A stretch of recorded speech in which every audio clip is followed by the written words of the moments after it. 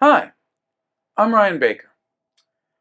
There's a lot to cover this week, so I've split this week into 3 videos: evidence-centered design, machine learning, and natural language processing. All 3 of these lectures will be about an area that's had considerable interest over the last decade: tutoring complex behavior. There are 2 steps to that. First, detecting complex behavior, and second, responding to it. Now let's connect back quickly to previous lectures. You may remember cognitive tutor Mathia, which we've seen as an example a few times. Model tracing determines whether students got the problem step right, and knowledge tracing aggregates across problem steps to assess the overall knowledge of the skill. And we can map this to any assessment of complex behavior. The overall paradigm: assessment of complex behavior determines whether the student got the problem step right, and knowledge tracing aggregates across the problem steps to assess overall knowledge of the skill. And the approaches for recognizing complex behavior are model tracing, part 1, ECD, part 1, machine learning, part 2, and natural language processing, a part of machine learning, part 3. Now, you might ask, if you were watching last week's lecture, why isn't constraint-based modeling listed here? The reason is because it recognizes when an answer is wrong and why, but not which complex behavior of several is occurring. So to reprise model tracing in terms of this idea of recognizing complex behavior: production system models represent performance and therefore skill as a set of if-then rules, productions, which can be written in plain English. And you saw this example last week. You can go back and look at it. Model tracing can recognize complex behavior as long as it can be represented by a set of if-then rules, which is often, though not always, possible. A related approach, a competing approach, is evidence-centered design by Miss Levy and colleagues. And this image is taken from Shute, Kim, and Razuk, ECD for Dummies. As the walnut indicates, ECD is a systematic way to design assessments. It focuses on the evidence, performances, and other products of competencies as the basis for constructing what Shute, Kim, and Razuk refer to as excellent assessment tasks. ECD is used to create an assessment argument. ECD is used to create what's referred to as an assessment argument composed of 4 things. First, the competency model, which is not the same thing as a competency model in other areas of knowledge tracing, which is basically what collection of knowledge, skills, and other attributes should be assessed. Second, the evidence model. What behaviors should reveal different levels of the targeted competencies?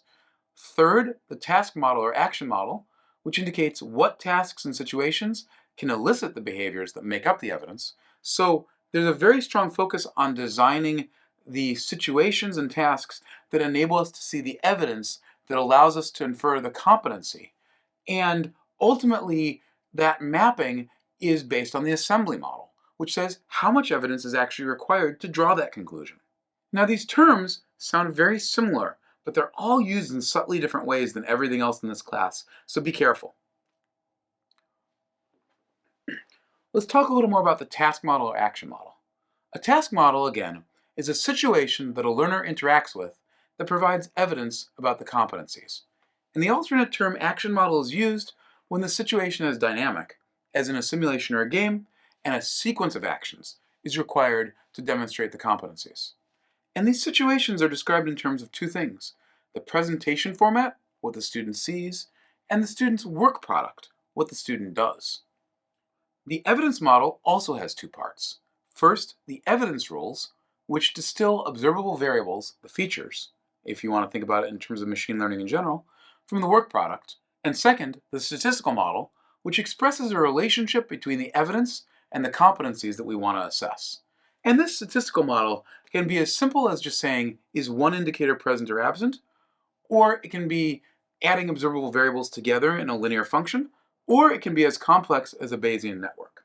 Now, ECD is developed rationally or prescriptively, which is to say that the designer designs situations where a skill can be demonstrated, and the designer determines what evidence rules in the statistical model are. So there's nothing bottom-up about this, there's nothing machine learning, it's all human reasoning. Now, ECD is used in situations where the situation can be developed so that the evidence rules and statistical model can be developed by a designer.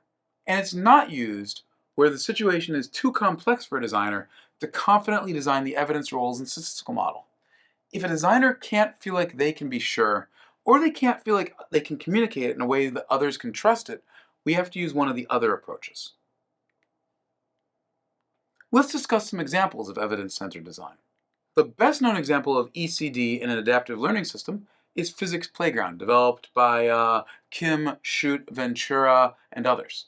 And in Physics Playground, there's levels, and in each level the student has to get a ball to a target, the balloon, by drawing objects and then relying on principles of physics to get the objects to do what they want, for example in this pendulum. As Kim and colleagues discuss, there's 10 steps to developing a model. First, identify the key variables. Second, draw the network structure representing these interrelationships. Third, operationalize your observables.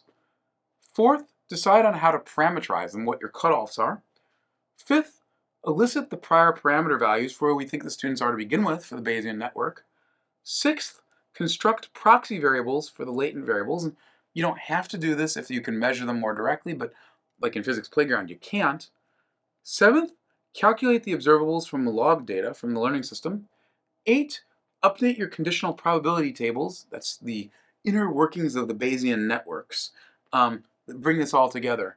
And then to conclude, look back and see if there are any tasks that have anomalous parameter values and if there's any players where things don't seem to be right.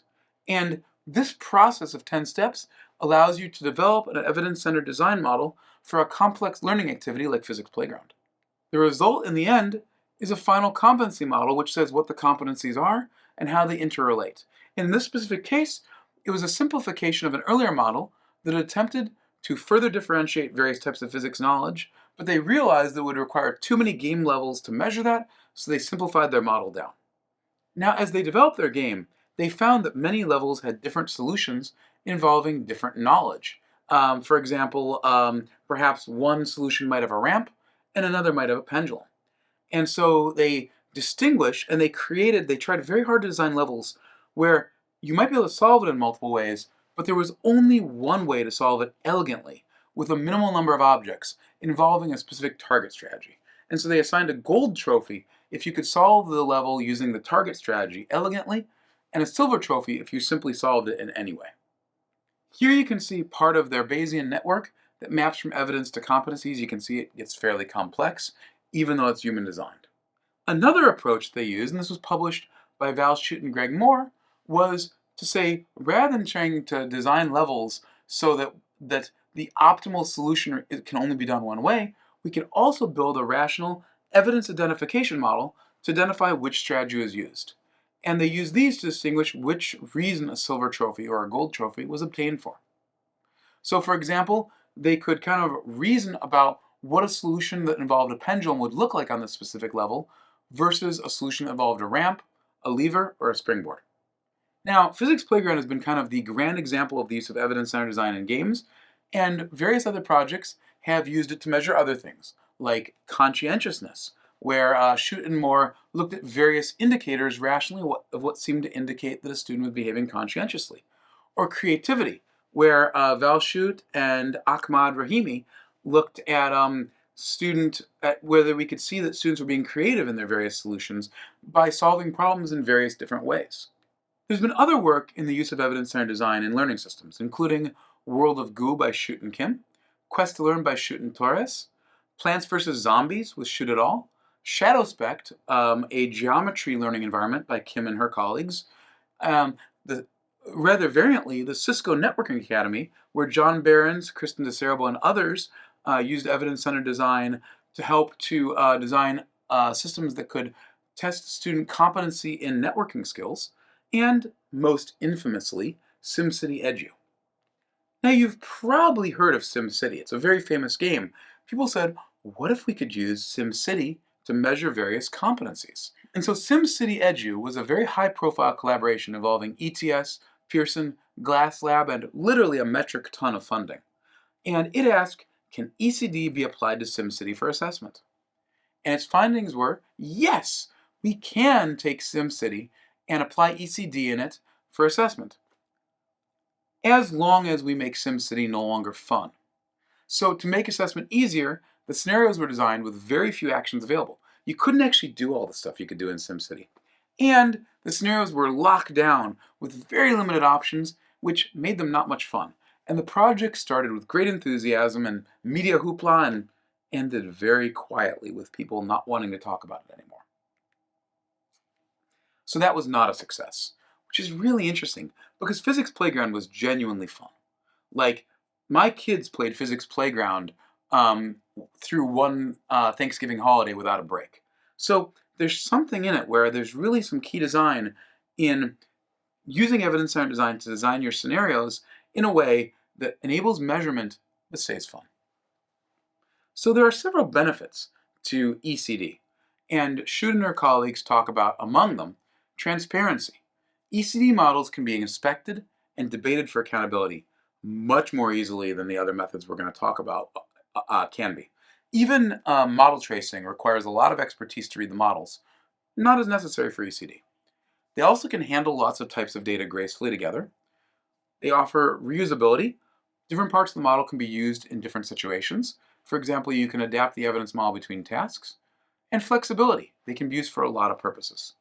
However, there's several barriers as well, as Shute and her colleagues acknowledge. The biggest one, I think, is overstructuring. It's easy to assess. The biggest one, as they acknowledge, I think, is overstructuring. It's easier to assess if you make the task very structured and tied down, which leads designers to structure things too much, like SimCity Edu. Cost. It's a lot of work and expense to get everything in place. Scope. You need to get the competency model at the right level, or it's too hard to build.